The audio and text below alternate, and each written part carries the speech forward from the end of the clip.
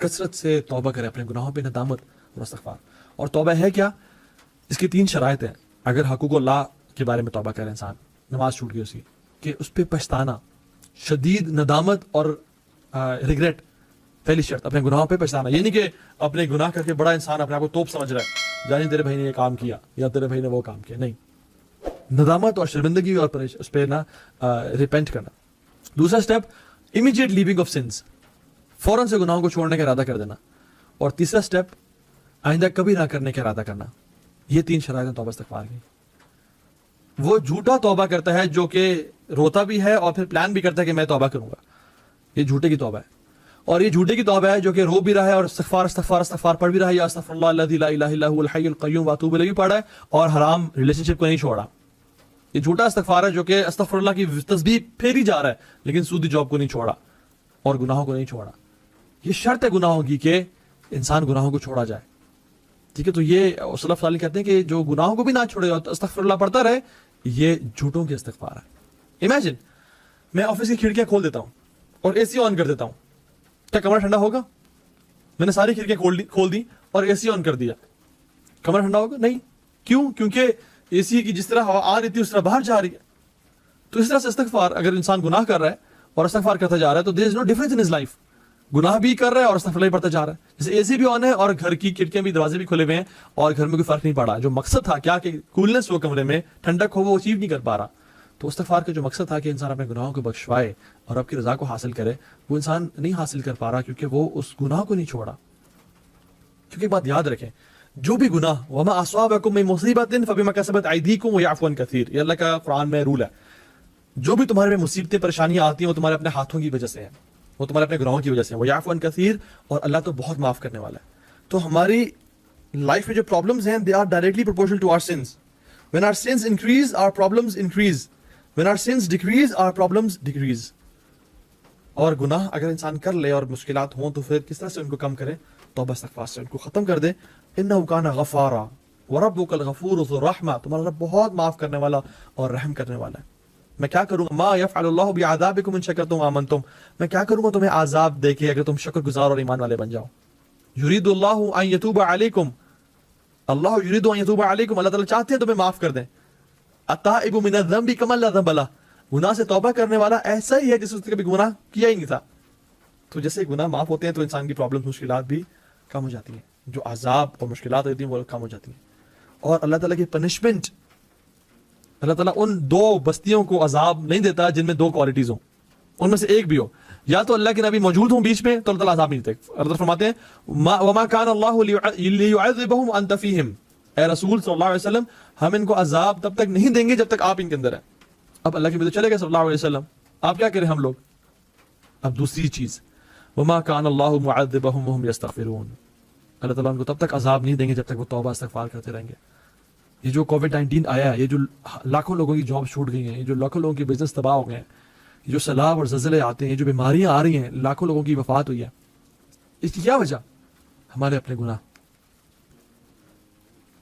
ہر چیز اللہ کی طرف سے خیر والی ہے, والشر لیس الیک, ہر شر اس کی طرف ہم منسوب نہیں کریں گے. شر ساری کے ساری ہمارے اندر سے, ہمارے اپنے نفس کی طرف سے.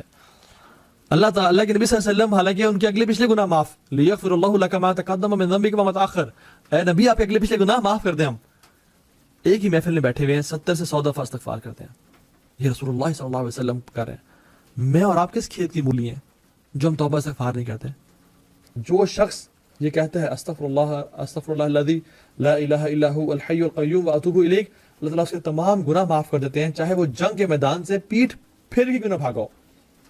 اتنا بڑا گناہ بھی کیا اللہ تعالیٰ اس کو معاف کر دیتے ہیں, لیکن دل سے پڑھے, یقین سے پڑھے. ایک اور جو سید الاستغفار ہے, جو شخص صبح پڑھتا ہے اگر وہ شام سے پہلے اس کو موت آ جائے, اللہ تعالیٰ اس کو جنت میں جگہ دے دیتے ہیں. اللہ تعالیٰ اس کو جنت کی گارنٹی دیتے ہیں جو شخص سید الاستغفار پڑھتا ہے. وہ کیا ہے؟ اللہم انت ربی لا الہ الا انت خلقتنی, یہ دعا لمبی. اور جو شخص رات میں پڑھتا ہے اگر صبح سے پہلے اس کو موت آ جائے تو اللہ تعالیٰ اس کو صبح کے آنے سے مطلب جنت میں داخل کر دیتے ہیں. Every Muslim should be like, different balls ہوتی ہیں نا, باسکٹ بال, والی بال, کاک بال. اگر آپ باسکٹ بال کو یہاں سے پھینکیں تو مے بی اس کی it will bounce back to like this place. آپ والی بال کو پھینکیں تو اس سے مزید کم, کاک بال کو پھینکیں تو اس سے مزید نیچے. لیکن میجک بال کو اگر آپ پھینکیں یہاں سے تو نیچے باؤنس کر کے واپس اپنی جو اوریجنل جگہ سے بھی اوپر جاتی ہے. تو literally we Muslims should be like magic balls. جب ہم سے کوئی گناہ ہو جائے, جب ہم اپنے کسی جگہ سے گر جائیں, تو توبہ استغفار اتنی کثرت سے کریں, اتنی زیادہ کریں, اور اتنے زبردست طریقے سے ریپینٹ کریں کہ اللہ تعالیٰ آپ کو اپنی اوریجنل پلیس سے بھی اٹھا کے اوپر لے جائے اور اللہ تعالیٰ آپ کو بخش دے اور معاف کر دے. تو یہ امپورٹنٹ چیز. ٹھیک ہے. تیسری چیز, جو تیسرا فائدہ ہے وداؤٹ گیٹنگ انٹو ڈیٹیلز, وہ تقدیر کا ہے. تقدیر پہ یقین اور ایمان. کبھی یہ نہ کہیں کہ کاش, لو کبھی نہ کہیں لو, if. Don't say if only I would have done it, if only میں یہ کام نہ کرتا. اللہ کے نبی صلی اللہ علیہ وسلم, جب بھی تم پہ کوئی کلیمٹی بیفال کرے, کوئی مشکل آئے, ڈونٹ سے اف, انسٹیڈ سے قدر اللہ ما شاء فعل. کیونکہ اف کہنا شیطان کے لیے دروازے کھولتا ہے, کیونکہ ہر چیز اللہ کی تقدیر میں لکھی ہوئی ہے. نیور سے اگر میں یہ کام کر لیتا, کیونکہ اللہ کے ہر فیصلے میں بہتری ہوتی ہے. آپ اسٹوری آف خضر اور موسیٰ دیکھ لینا علیہ الصلوۃ والسلام, اس میں کیا ٹیچ کیا دیا جا رہا ہے کہ جو تم سمجھتے ہو وہ ضروری نہیں ہے کہ وہ ٹھیک ہو. اب جس کی ماں باپ کے بچے کو قتل کر دیا, وہ فاسق اور فاجر ہوتا, بڑا ہو کے اپنے ماں باپ کو تکلیف پہنچاتا, لیکن ماں باپ کیا کہہ رہے ہوں گے اس کے کہ ہائی یہ کیا ہو گیا, یہ کاش نہ ہوتا. لیکن اللہ کے ہر فیصلے پہ ہمیں بھروسہ ہونا چاہیے. جس کی شپ میں وہ ہول کر دیا تھا وہ شخص, تو وہ بڑا موسیٰ علیہ السلام غصہ آ گیا کہ یہ کیا کیا آپ نے, لیکن اس کی پیچھے حکمت کیا تھی کہ وہ آگے ایک جو ظالم اور جابر حکمران تھا, وہ ساری شپس کو لے رہا تھا جن میں نقص نہیں تھا. تو جو بھی مسائل, جب بھی دنیا, when life throws stones at you, pick them up and build your glory and faith, اور اللہ کی تقدیر پہ ایمان لائے. کیونکہ جو بھی اللہ کی تقدیر پہ ایمان لے کے آتا ہے نا, اور اللہ تعالیٰ کے سامنے سبمٹ کر دیتا ہے اپنے یقین اور فیتھ کو, آپ یقین جانیں اللہ تعالیٰ اس کے لیے بہت آسانیاں پیدا کر دیتا ہے. میں اس پہ ڈیٹیل میں بات نہیں کروں گا, کیونکہ میں آلریڈی اس ٹاپک پہ بات کر چکا ہوں, which is understanding تقدیر, اور آپ انشاءاللہ اس لیکچر کو جا کے دیکھ سکتے ہیں. نمبر 4th ٹپ از دعا. اللہ فرماتے ہیں لیس شیء اکرم علی اللہ تعالی من الدعاء.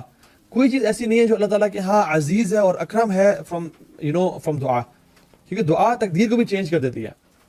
اور اس کا ہوتا کیا ہے بیسیکلی, کیوں تقدیر میں پہلے سے لکھا ہوتا ہے کہ یہ شخص اس پوائنٹ پہ اس کو مشکلات آئیں گی, یہ مشکلات کو حل کرتے کرتے تھک جائے گا, دعا نہیں کرے گا, حتیٰ کہ ایک پوائنٹ آئے گا جب یہ دعا کرنا شروع کر دے گا, اور اس کا فیض اتنا زبردست ہوگا دعا پہ, تو اس کی تقدیر یہاں سے بدل جائے گی.